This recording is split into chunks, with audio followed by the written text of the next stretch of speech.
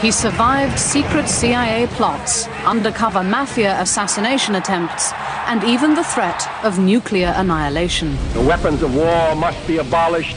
He turned Cuba from a colonial paradise into a player on the world stage.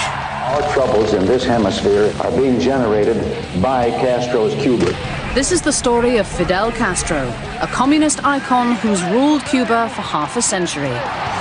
A dictator only 90 miles from US shores, who's outlasted 9 American presidents. This is Castro, Declassified.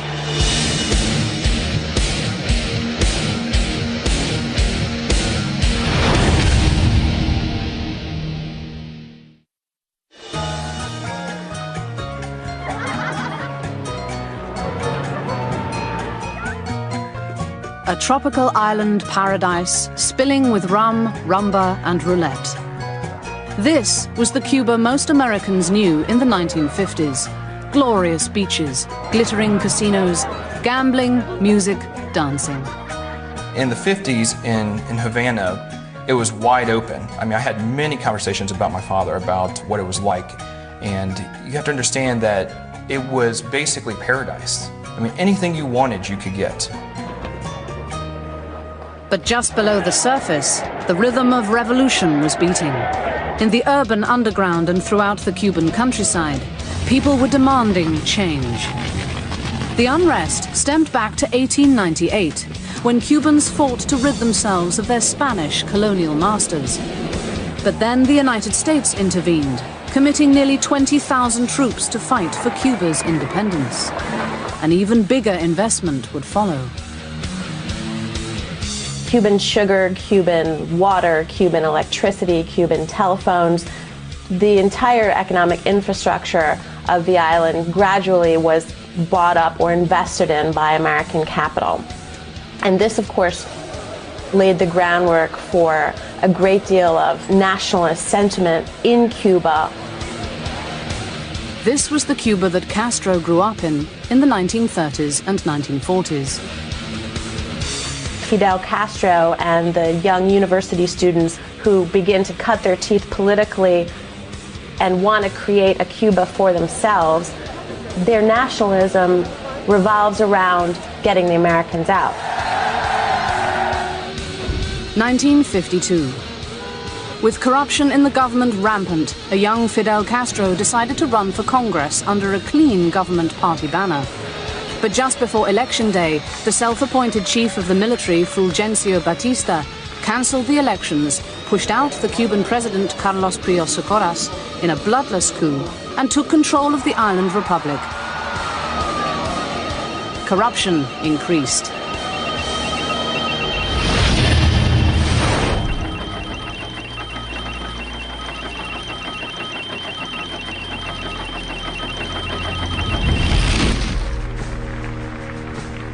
Batista also felt free to dip into the national treasury, to ignore the national budget, to allocate the nation's resources at his own personal discretion. He did not see much of a distinction between his private use of power and the public purse. The coup really became the straw that broke the camel's back, the sign that electoral politics were not an option and that trying to engage peacefully would just lead one either to a jail cell or to exile. On the 26th of July 1953, Castro made a reckless, radical move. He led a group of about 150 men to storm one of the biggest military garrisons in Cuba, the Moncada barracks at Santiago de Cuba, on the eastern side of the island. The goal was to seize enough arms to mount a military revolution. The result was a bloodbath. They failed miserably. Many of them died. Those that weren't killed were sent to jail, including Fidel. Castro, however, turned the defeat into a platform for victory. The 26th of July would mark the birth of the Revolución in Cuba. Castro has a way of converting almost all defeats or potential defeats into mobilizing activities. That is, activities that he uses then to turn the situation. In 1953, Castro should have been dead. July 26th became a campaign slogan, the new name of the new movement to overturn the government. Castro's trial was televised, a bad mistake, giving him the perfect national stage for his stirring oratory. The man who should have been picked off by Batista and his mighty army, the man who had just a handful of ragged revolutionaries, rallied the country.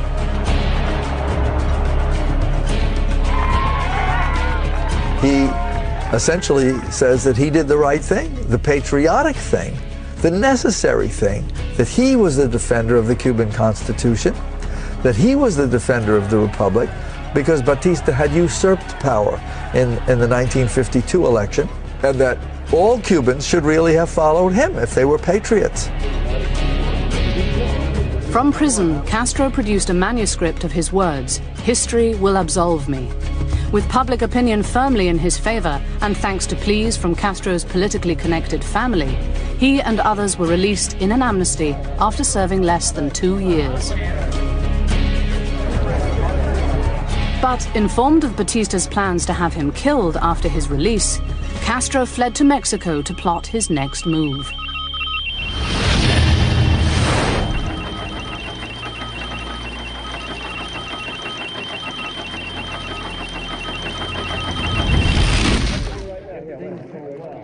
On the 26th of November 1956, Castro returned from Mexico on a leaky old boat called the Granma with a few dozen men.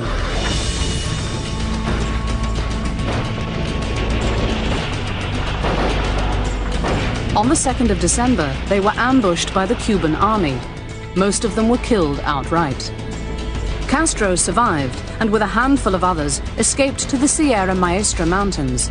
There they hid out for nearly 2 years, building a revolutionary army and developing their political philosophy and strategy. In mid-1958, Batista makes the decision to launch a general offensive, over 10,000 troops, tanks, motorized equipment, against Castro's forces in eastern Cuba.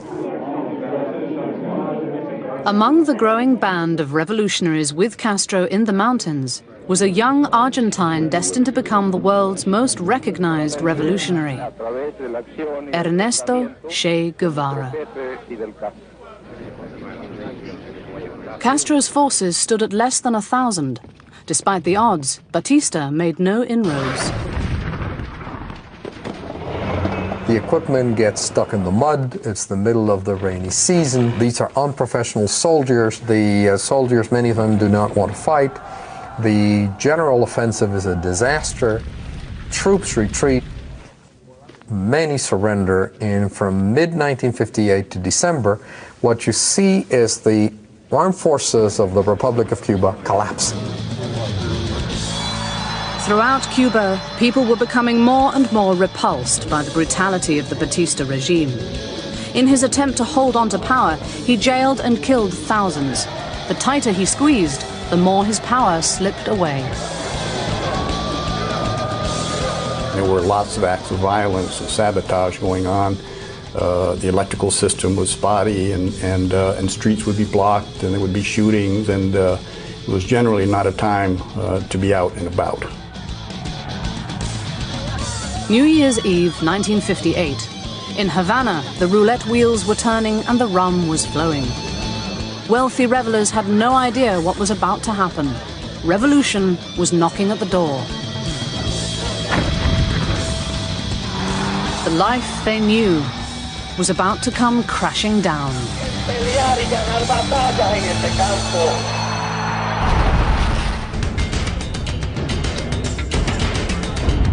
New Year's Eve, 1958.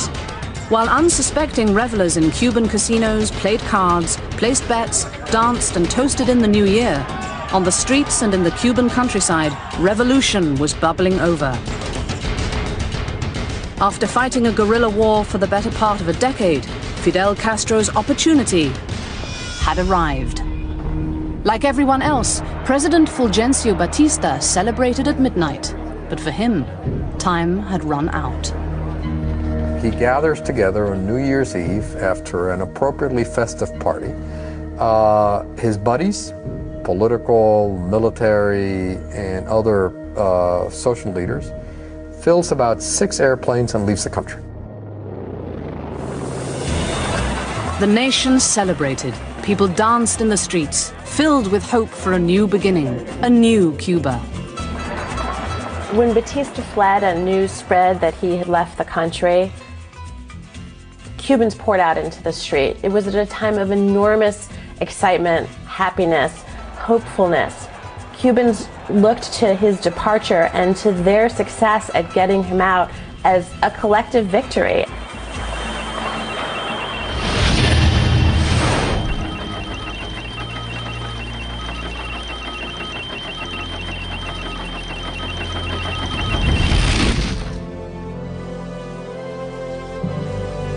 Castro took several days to enter Havana, driving across the country, rallying seas of people to his side. It wasn't just a march of triumph, it was also a march to do the politics across the island of securing support for the 26th of July movement. By the time he arrived in Havana, 1 million people had taken to the streets to celebrate a victory they saw as their own, and to hear Castro speak.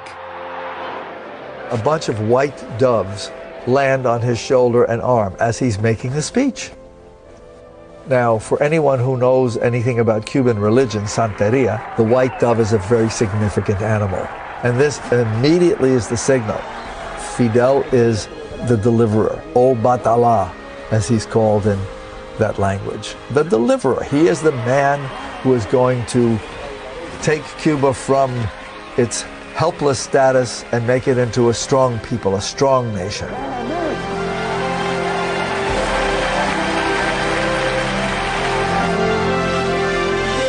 But for the US government, Castro was far from a savior. Although Castro met Vice President Nixon and appeared in several interviews on US television, the period of goodwill was brief. The new government mounted a campaign to teach literacy and reading to peasants around the country, and also began to focus on education, and also public health. Just months after the revolution, hundreds of people were killed by firing squad after show trials. Famed revolutionary Che Guevara was the commander of the prison and took a personal interest in interrogating Batista supporters. People wanting revenge for the brutality of the Batista regime shouted, "To the wall," the site where people faced the firing squad. There were lots of executions, and we thought, well, they got what they deserve. These are bad men. They've obviously done some terrible things, and so he's cleaning house. But they kept on, and they kept on. And there were hundreds and then thousands. And they moved the trials to the sports palace, and there were thousands of people in the stands screaming at the top of their lungs, paredón, which means to the wall.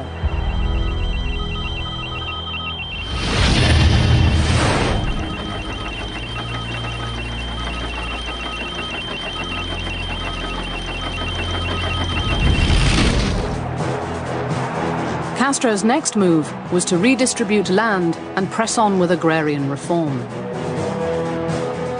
By today's standards, that agrarian reform would be looked at as enormously moderate.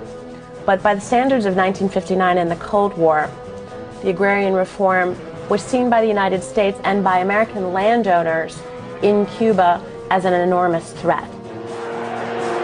Confirming American fears, Castro declared himself a communist and began to build an alliance with the Soviets.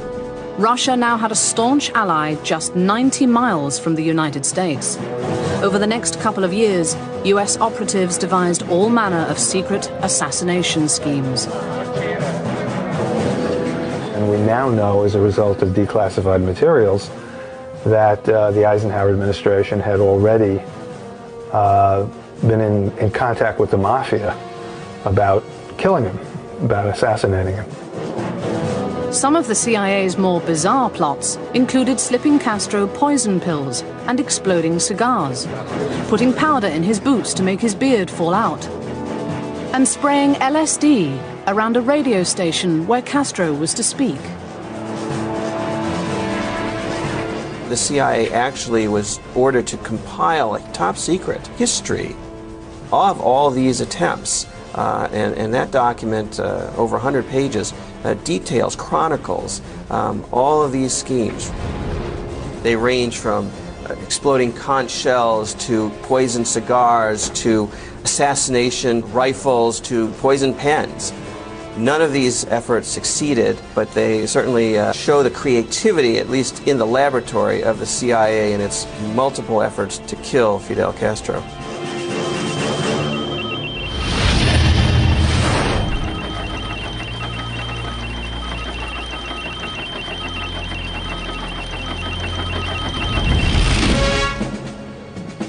When John F. Kennedy became president, he inherited from Eisenhower a more ambitious, secret plan to overthrow Castro, the Bay of Pigs operation, a plan to train Cuban exiles to storm the island and take over the government. Recently declassified documents reveal the CIA hired the mafia to murder Castro just before the Bay of Pigs operation was launched. The CIA paramilitary director, Richard Bissell, who was the architect of the Bay of Pigs, had agreed to use the U.S. mafia to smuggle poison pills created by the CIA onto the island and somehow get them into Castro's food. But that CIA plot failed as well. Miami was already becoming a little bit like Casablanca in Second World War.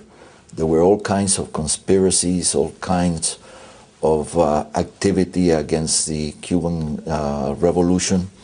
And I got involved in a lot of those activities. I was, you might call it a militant anti-Castro.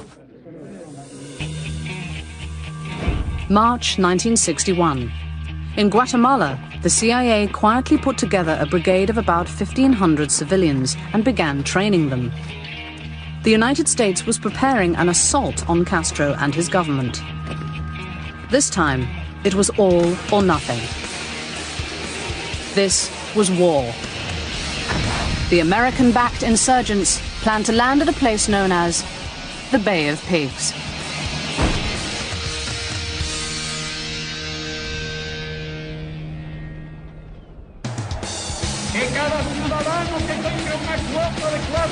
In 1961, El Comandante Fidel Castro seized power in Cuba. In his first months, he announced his reforms for education and healthcare, while at the same time reducing civil liberties. Back in the US, the CIA was targeting Castro with several bizarre assassination plots and the Bay of Pigs operation. We didn't know we were going to land on the Bay of Pigs until probably 2 days before. We always thought that we were going to be dropped or land near the mountains. Castro's intelligence knew well in advance about America's plans and used the attack as an opportunity to round up his enemies. The Cuban government had the opportunity to arrest all the underground and all the opposition, whether they were in fact opposition or not. They just picked up everyone they thought could possibly turn against them.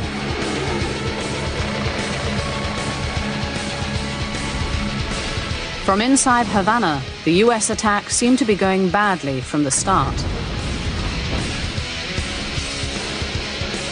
The exiles were quickly killed or captured.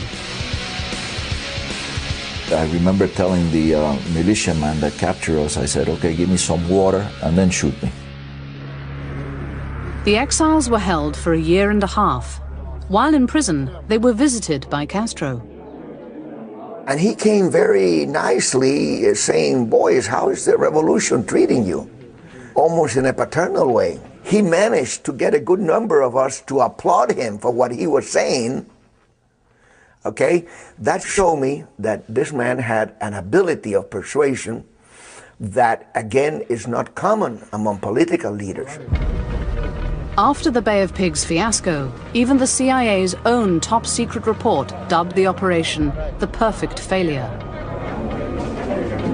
This report was so scathing in its criticism of the CIA's own mishandling of this operation that the director of the CIA at the time, John McCone, took the report There was about 20 or 30 copies that had been circulated. He asked for every single one to be returned, destroyed all but a couple, and kept those in a safe where they were hidden away from history for decades. Kennedy had lost face and lost the battle. But a new war, an ongoing secret war to bring down Castro, was already underway. And it would bring the world closer than it had ever been before to the edge of nuclear war.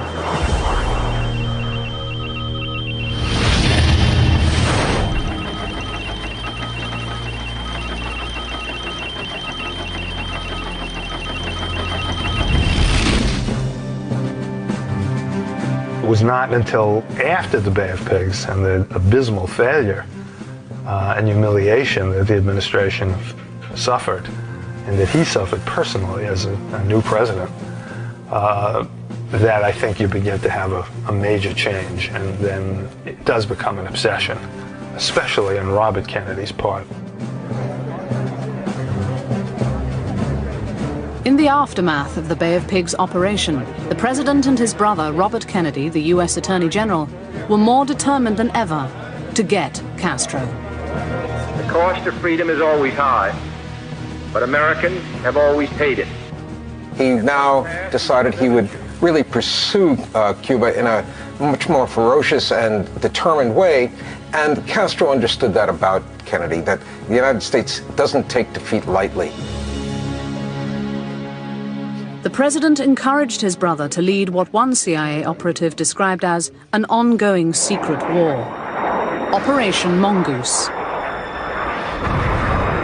Clandestine operations that included bombing sugar mills, burning farms, and blowing up factories. In the late 1980s, we were able to get almost the entire record of Operation Mongoose declassified. And it has become an infamous, legendary set of covert actions. A multifaceted, concerted effort to overthrow the Cuban government, where we would weekly send raiding parties into Cuba to supply guerrillas inside Cuba with arms, to blow up factories, to burn fields, to engage in small terror acts, to assassinate Fidel Castro. And so Mongoose came to be the kind of example of what it means to fight low-intensity warfare in the Third World.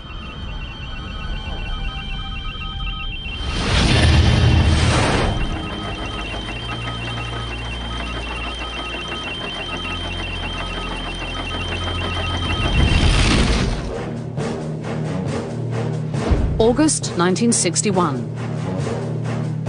Recently declassified material reveals top Kennedy aide Richard Goodwin flew to South America for a secret meeting with Che Guevara, the representative Fidel had sent to broker a deal. Goodwin describes the secret meeting and how it took place in an apartment in Uruguay. And essentially, as is revealed in the memo, Che Guevara offered, in Castro's name, 3 major concessions to the United States. He said that essentially Cuba would cut or reduce greatly its military ties to the Soviet Union, the security. It would stop exporting revolution, another security threat, and it would agree to compensate the U.S. companies that it had expropriated in 59 and 60. The 3 issues that the United States had with Cuba. In return, Che Guevara said to Goodwin, just leave us alone. Che also presented a gift from Castro to Kennedy. Fidel had sent along a box of Monte Cristos that everybody knew at the time were Kennedy's favorite cigar. Goodwin took the cigars along with a message back to Kennedy, reported to Kennedy. Kennedy lit up one of the cigars and said, pretty good. He says, actually, Goodwin, I ought to have given you the first one to smoke. Kennedy referring to a plot to kill Castro with a poisoned cigar. Kennedy then listened to Goodwin's report of the secret deal offered by Fidel and Che. And they both had the same reaction. This is a sign of weakness. So not only should we not make an accommodation, we should turn up the heat, because we maybe can get rid of them or get more out of them. In October 1962, Soviet missiles arrived in Cuba, pointing in the direction of the United States. The clock was ticking on the Cuban Missile Crisis as the two superpowers watched and waited.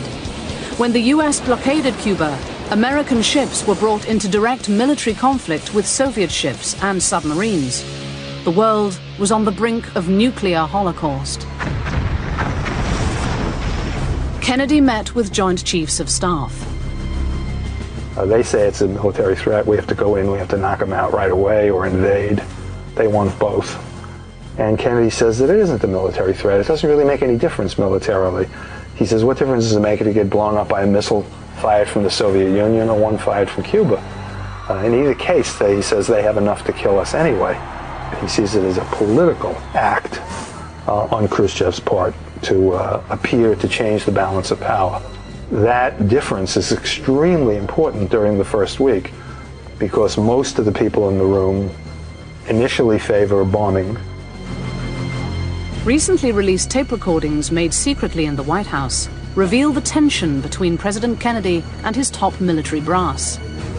At one point, Kennedy leaves the room. General LeMay, the Chief of Staff of the Air Force, General Wheeler, the Chief of Staff of the Army, General Shoup, the Chief of Staff of the Marines. Of course, they don't know they're being taped. Do the son of a bitch and do it right and quit frigging around. And basically, they say the president's a coward. Whatever Kennedy thought privately, publicly, he was ready to go head-to-head with the Soviets and Castro.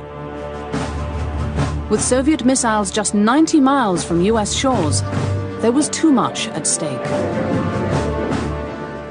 The weapons of war must be abolished before they abolish us. With the future of the world hanging in the balance, recently declassified documents from Cuba reveal the assumptions and misinformation that made Castro believe the US knew more than in fact it did. Castro knew there were nuclear weapons on the island, and he thought the United States knew this too. He couldn't imagine that the United States, with the best intelligence service in the world, did not know that there were nuclear weapons already on the island of Cuba. Castro was convinced the US was about to launch a nuclear attack on Cuba. And he says to Khrushchev, don't get caught with your rifles down. If you see the United States invading Cuba, then you must first launch the nuclear attack against the United States. Mistakenly, Castro believed this because he thought the United States knew more than it actually knew. And so there is this sense that he was willing to go to the brink. As for ordinary Cubans, they imagined that they were going to be destroyed. They would fight to the last person, and a lot of Cubans would die. This is going to be an invasion by the United States. Everyone's going to die. The Cubans weren't alone. In the USSR, the US, and even in Europe, ordinary people talked about and prepared for nuclear war. Many believe the world never came closer to Armageddon than that week at the end of October 1962.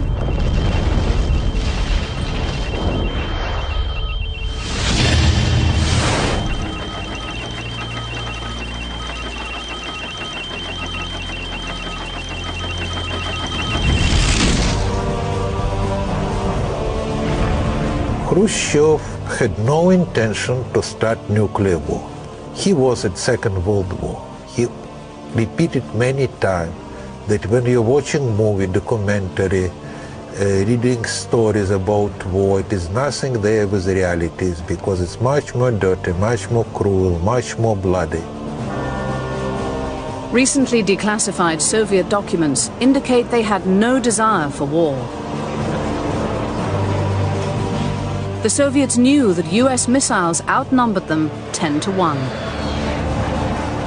And he saw the destruction of the Soviet land. He didn't want to destroy his land second time for the interest of the Fidel Castro.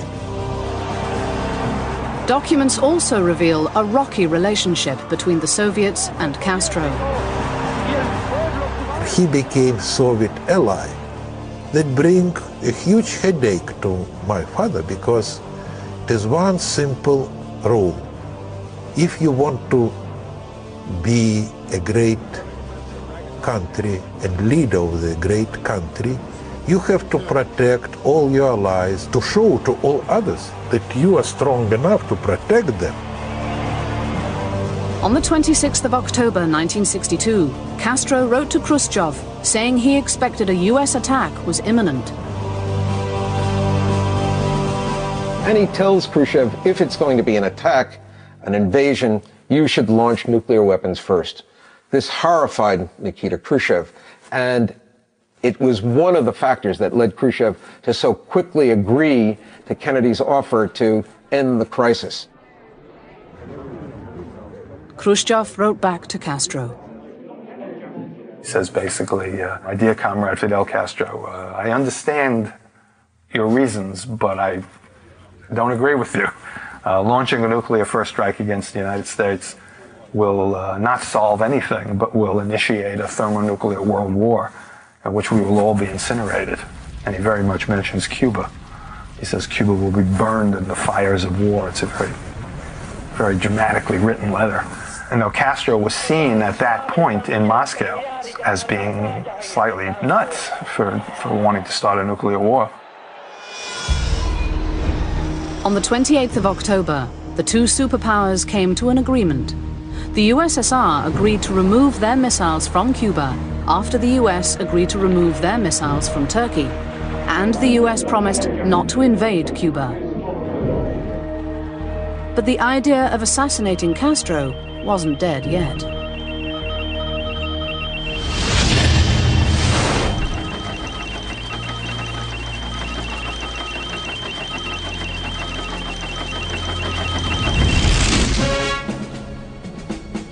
An assassin's bullet was coming, but it would be for John Kennedy, not Fidel Castro. And in the days leading up to the president's death, the Kennedy administration adopted a dual strategy: make peace with Castro or assassinate him.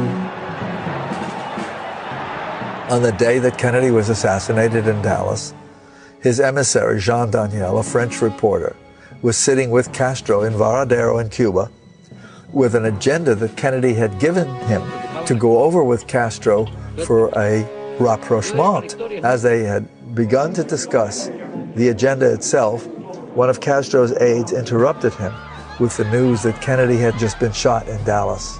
And of course that ended the session right there. At that moment, a top CIA officer was meeting with a spy high up in the Cuban military, codenamed Amlash. And giving him a poison pen, which had been crafted in the Technical Services Division of the CIA, and saying that he was going to also provide a very potent liquid, a poison, to go in the pen. And it described to this asset what he needed to do. He needed to get close enough to actually touch Fidel Castro with this pen, which had a very sharp, hidden syringe needle in the tip. The agent said, well, this is terrible. I was expecting a major weapon. I mean, I'm a serious assassin. How dare you? This guy wanted to take a pistol or a machine gun into the presidential palace and kill Fidel Castro in a dramatic way. And here they were handing him a poison pen. He pushed it away. Kennedy was dead and Castro was alive, despite the ongoing secret efforts to kill him. Despite the threat of nuclear holocaust, the seemingly indestructible leader of the tiny island nation survived. Castro was now a player on the world stage, and he would use his new stature to fire up his revolution. Castro was about to begin a new series of battles. And although assassination was still part of the game plan, someone else would fall to the assassin's bullet. Someone very close to Castro. By 1963, The ongoing clandestine effort to oust Castro was failing. Instead, the superpowers had set their nuclear sights on each other across the few miles of water that separated the US and Cuba.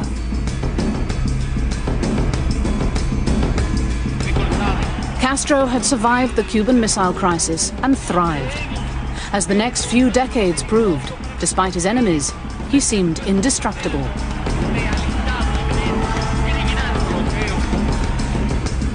After the Cuban Missile Crisis, Castro made himself a player in international politics. At the urging of revolutionaries like Che Guevara, he became a third world hero as he sent armies and experts to help in revolutionary battles in Africa and Central America. And it was Castro who brought the Soviets into these revolutionary battles.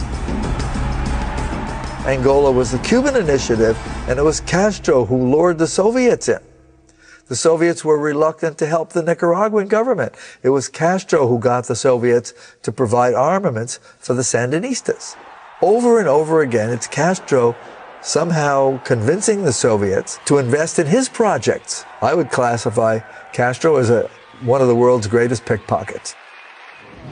1967. Castro's most famous partner in exporting revolution was his longtime revolutionary associate, Ernesto Che Guevara. While Che was supporting revolution in Bolivia, the CIA allegedly hired Cuban exile Felix Rodriguez to hunt him down. During the combat, he was wounded on his right leg. His rifle was shot out. Most of the guerrilla were killed, and he was captured alive. And look at him and say, "I'm sorry, I tried my best." He understood.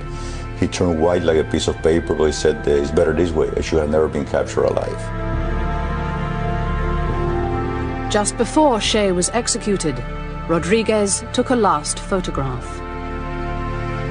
It was about 1 o'clock in the afternoon when I left him, and about 1:10 Bolivian time, I heard the burst. And I took note at that time, that was the time that he was executed.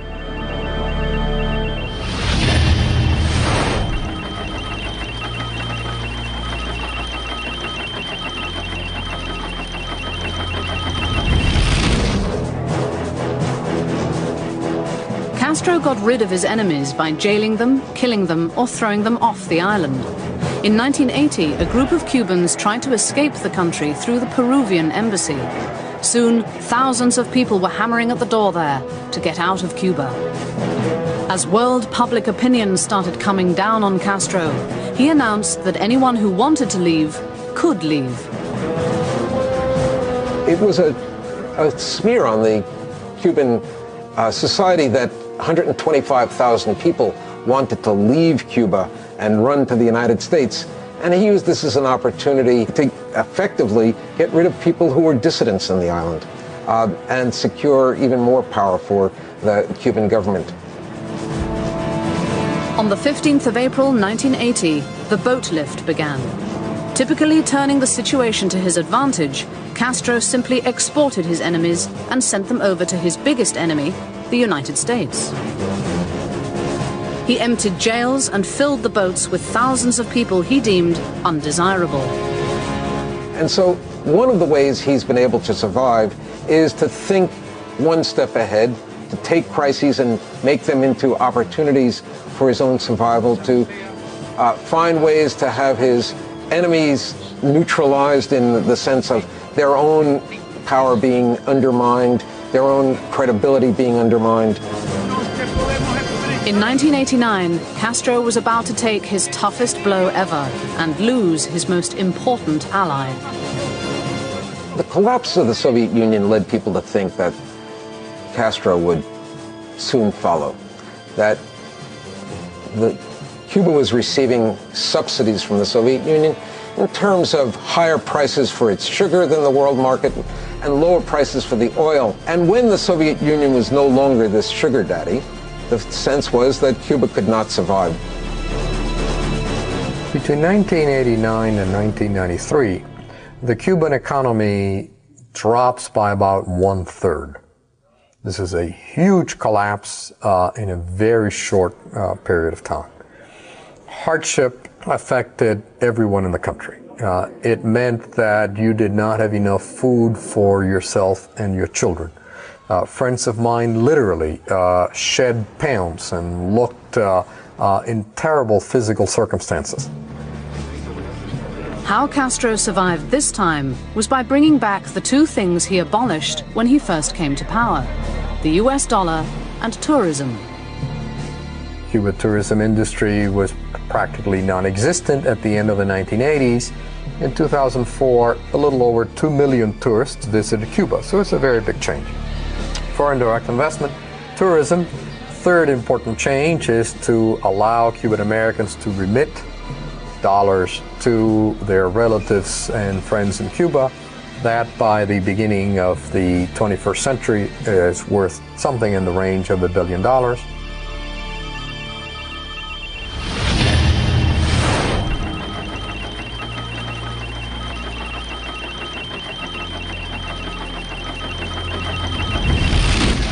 Many scholars and Cubans argue the best way to get rid of Castro is to end the embargo, the official US policy forbidding Americans to do business with Cuba, which has been in place since 1962. They say he uses the embargo to prop himself up, and that if it were lifted, Castro would crumble under the weight of his own failed policies and mountain of excuses. Fidel Castro wants the embargo. The U.S. embargo gives Fidel Castro control. If it was unfettered trade and ideas and everything else that comes with full relations, they said he would be out of here. Now in his late 70s, it seems time is Castro's greatest enemy. Despite all the efforts to eliminate him, he still stands as the last of the Cold War warriors. He's outlived them all: Kennedy, Nixon, de Gaulle, Mao, Khrushchev, Brezhnev, even the Cold War itself, becoming one of the longest ruling leaders of modern times. Fidel Castro's legacy has a combination of elements. It completed the country's social modernization. It taught every Cuban to read and write. It raised the median schooling level in the workforce dramatically. It transformed the Cuban health system. It also represented, unfortunately, a period of extraordinary, harsh repression. Thousands of dissidents have been imprisoned or executed in Castro's Cuba. Thousands more have fled or been exiled. The legacy, therefore, is mixed. It had, no doubt, certain areas of accomplishment, but on balance, it is a history that was needlessly harsh, that was abusive, and that committed damnable acts.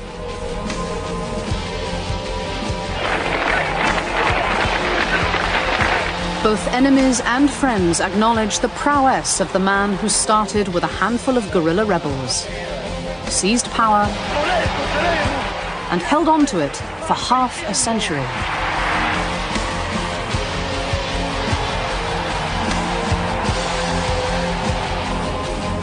He has outlasted both his Cold War enemies and his Cold War allies. Against the odds, Fidel Castro is a survivor.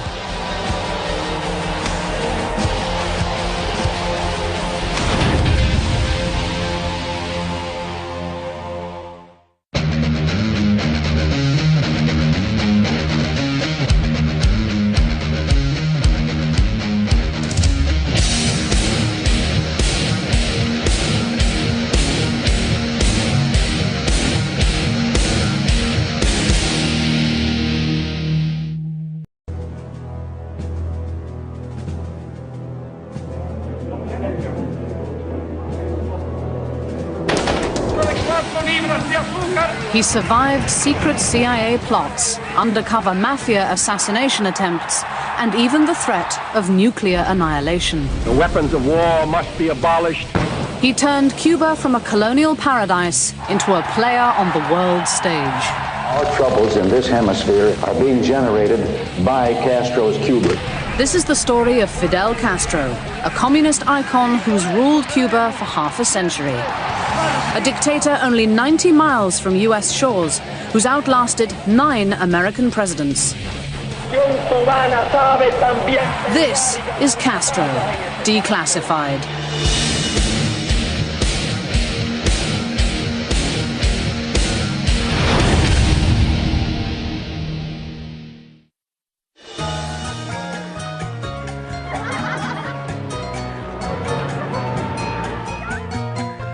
A tropical island was bought up or invested in by American capital. And this, of course, laid the groundwork for a great deal of nationalist sentiment in Cuba. This was the Cuba that Castro grew up in the 1930s and 1940s. Fidel Castro and the young university students who begin to cut their teeth politically and want to create a Cuba for themselves, their nationalism revolves around getting the Americans out. 1952. With corruption in the government rampant, a young Fidel Castro decided to run for Congress under a clean government party banner. But just before Election Day, the self-appointed chief of the military, Fulgencio Batista, cancelled the elections, pushed out the Cuban president Carlos Prios Socorras in a bloodless coup, and took control of the island republic. Corruption increased.